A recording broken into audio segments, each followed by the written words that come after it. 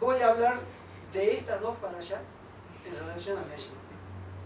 Porque ustedes saben que el Mesías está anunciado acá, en la Torá. Y no solamente que está anunciado el Mesías, sino que además tiene la característica que debe tener el Mesías. Está anunciado desde la caída de Adán y Eva. Desde ese momento está anunciado que alguien va a venir a salvarlo. Y le da las características. Dice que va a ser de la simiente de la mujer. Por lo tanto, va a ser un hombre de carne y hueso. ¿Sí? Va a ser un hombre de carne y hueso. Sigue la Torá. Eso uno lo ve en Bereshit, Génesis. Y llega a Devarim,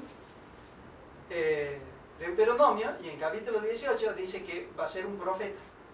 Es decir, la función que va a tener entre las muchas otras, porque va marcando muchas otras funciones en la Torá, pero una de las funciones dice que va a ser profeta, mayor que Moisés, ¿sí?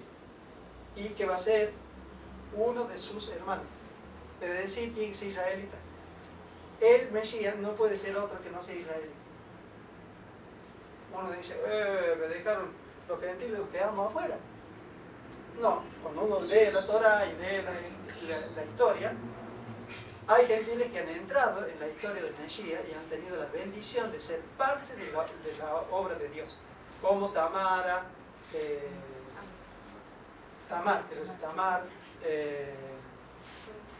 Ruth, Rahab, y hay otra que no me acuerdo. Pero son cuatro por lo menos mujeres que se supone que son gentiles. Hay dos que dicen que son gentiles, las otras por ahí se dudan. Pero los gentiles intervienen y entran en la línea del Mesías, es decir, gentiles que se han convertido a ser israelitas y han podido ser parte de la línea del Mesías. ¿Sí? Parte del Mesías. Por lo tanto, esta para allá dice, ¿qué es lo que deben hacer los israelitas? Los israelitas tienen que ser circuncidados al 8º día. Y Yeshua fue circuncidado al 8º día. Tiene que nacer de una mujer. Y nació de una mujer que además era israelita, que cumplía todas las reglas de la Torá. Y uno ve en la historia de Yeshua cómo ellos es circuncidado el 8º día y luego van al templo y hacen todo el ritual. Inclusive nos dan la característica de que es humilde en el relato de Yeshua. ¿Por qué? Por la característica de las ofrendas. Para los que tenían dinero eran una ofrenda, para los que eran pobres tenían otra, y en el caso de Yeshua, la mamá y el papá tuvieron que ir a hacer una ofrenda de gente pobre. No era pobre porque nació, como se cree, en un pesebre, porque no tiene nada que ver eso con la pobreza. Eso tiene que ver con otro detalle que tiene que ver con la fiesta de los judíos en Sukkot. Pero además tiene que tener una característica que también está en la Torá, que tiene que tener, si viene de la simiente de la mujer, tiene que tener una participación de divinidad. Tiene que tener una participación de divinidad. ¿Por qué digo esto? Porque quien lo introdujo a la tierra prometida es Dios. Palpable es Dios. ¿Y quién nos introduce a la tierra prometida espiritual, a la nueva Jerusalén? Es Dios. Por lo tanto, el Mesías tiene que ser una participación divina. Tiene que tener una participación divina. Y uno cuando va a la historia de Yeshua, encuentra que hay una participación divina, que si bien está la mujer, no hay participación de varón. No hay participación de varón. Y entra la participación divina. Y esta para allá está continuada, el tema de la tzara, uno lo ve, porque la tzara era una enfermedad que la producía Dios y la sanaba Dios. Y cuando llegamos al Mesías, encontramos que cuando viene el leproso, él toma la decisión de dejarlo sano. Si bien hubo un proceso de los leprosos un proceso de los leprosos que se curaron espiritualmente, pero la autoridad de curarlo física era de Dios. La curación espiritual la tenía que hacer cada persona.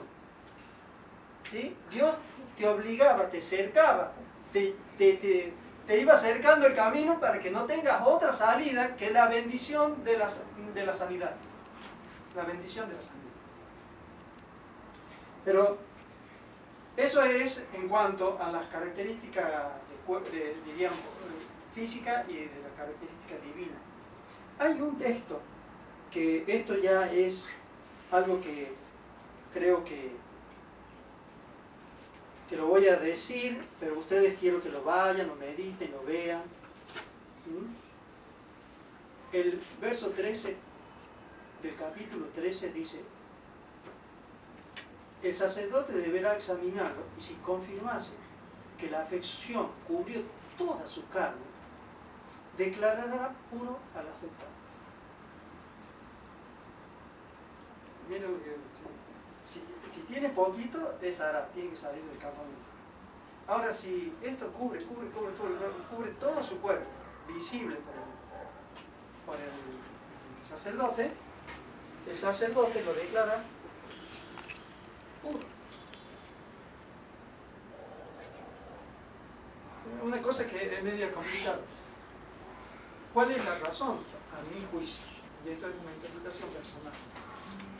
Dice en Isaías capítulo 1, verso 6, que las personas estamos con llagas desde la punta del pie hasta la coronilla. Hasta la coronilla. Y esta enfermedad que tenemos desde la punta del pie hasta la coronilla, es decir, todo, estamos infectados de pecado, todo. La única manera que quedamos limpios es cuando todo se lo ponemos al Mashiach. En Isaías capítulo 53 dice que no hay en él parecer de hermosura, él lleva todas nuestras dolencias, etcétera, etcétera, y él, todo lo que nosotros somos en el capítulo 1, verso 6, es lo que es el Mesías en el capítulo 53. Se lleva todo. ¿Se acuerdan que yo muchas veces les digo que en Noé, cuando llega el máximo del pecado, tiene que intervenir para que no desaparezca? Y que es la misma circunstancia que va a pasar en los tiempos futuros, cuando los tiempos sean exactamente como los de Noé, y que el hombre ya no tenga solución para poder sobrevivir y va a haber una desaparición de la raza humana, inmediatamente va a intervenir Dios de nuevo. Porque siempre Dios interviene ya cuando es lo máximo. Y en este versículo yo percibo esto. Cuando ya el pecado ha sobreabundado y no hay otra solución que la intervención de Dios, dice, sano. Pero sano de Mesías. Creo que este versículo es un versículo que nos habla de la profundidad de nuestro pecado salvado en el Mashiach. Es lo que yo veo de este versículo. Le dije ¿cómo se llama?